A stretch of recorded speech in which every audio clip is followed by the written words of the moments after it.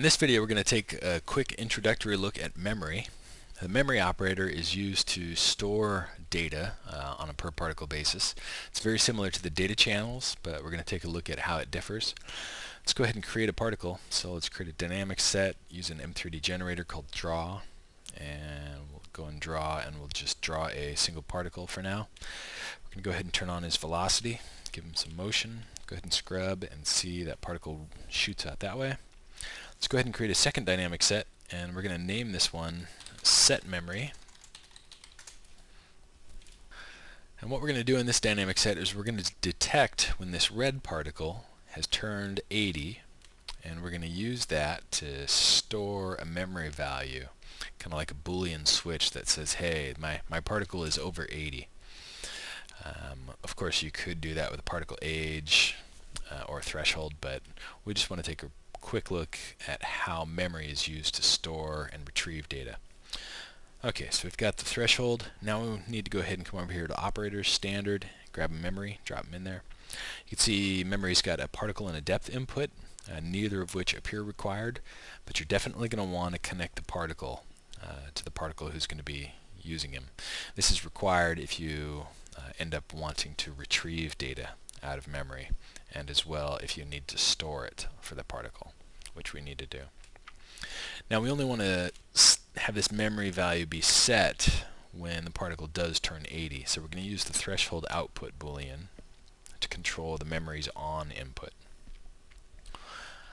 Okay, but so far we don't really have any values here in memory to store. Let's go ahead and take a look at this memory interface. Up here in the top area, it's going to show us all the memory operators in the scene, and it's also going to show us all of the types of data that are being stored per memory operator.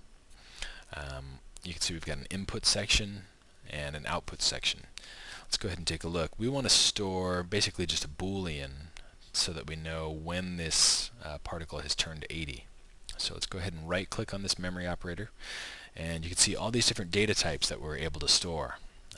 In our case, we're going to go ahead and just store Boolean. So we'll click Bool, and we get this extra little window interface here where we're able to rename this input. We're going to call this Bool I'm old, and we've got a depth spinner here too. We can store a depth up to 99 units deep. Basically, what this is it's an array, and it's important to know that even though it says 0, what this means is that the actual depth of that array is 0. It can store one value at 0. So if you set it to 99, you can actually store 100 values.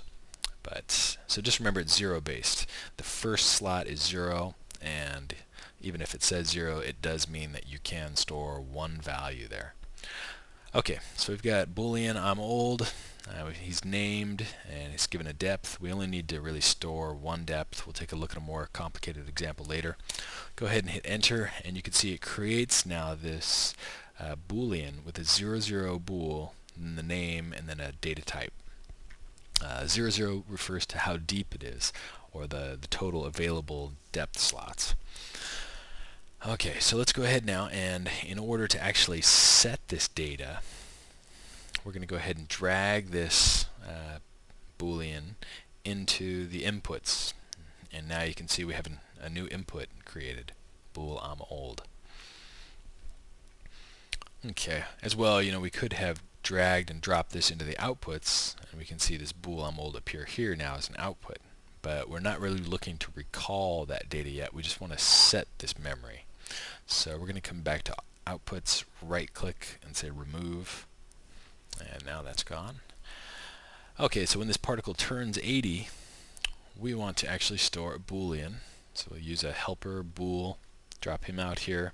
We want that Boolean to be true, so we'll turn on the value, the checkbox, and then we're going to send this value out, and you can see we could either store this in the depth or the actual Boolean value. The depth is used to specify a number, the depth number that you want to store that data in. You can be very specific, but in our case we just want to store this Boolean as the actual Boolean. So basically what this rule we have here says is when this red particle turns age 80 or higher, as soon as he turns 80, we want to go ahead and turn on this memory operator. And the memory operator, when he turns on, he's going to get this data input, this Boolean, coming in and setting, let's scrub up there, and that's going to set this Boolean memory slot here, this memory data that we're tracking. It's going to set that Boolean to true. Okay, so let's go ahead and see what else we can do with that. Now that we've got it set memory, let's make another rule called use memory. And here in use memory, what we're going to do is, first let's go ahead and create a new group. We're going to call this the green group. And you can guess what color he'll be. So we're going to use the red particle again. And the red particle is going to be looking, and in this rule we want to say, we want the red particle, when his memory value is true, then we want to move him into the green group. So the way we're going to do this is we're going to say, okay, we've got the red particle. We need to look at the memory, so let's come over here to operators, grab the memory, drop it out here. Let's go ahead and make that particle connection. If you don't do the particle connection and you try to just pull this Boolean into an output, it's not going to know for which particle you're trying to look up that data. So go ahead and make that particle connection.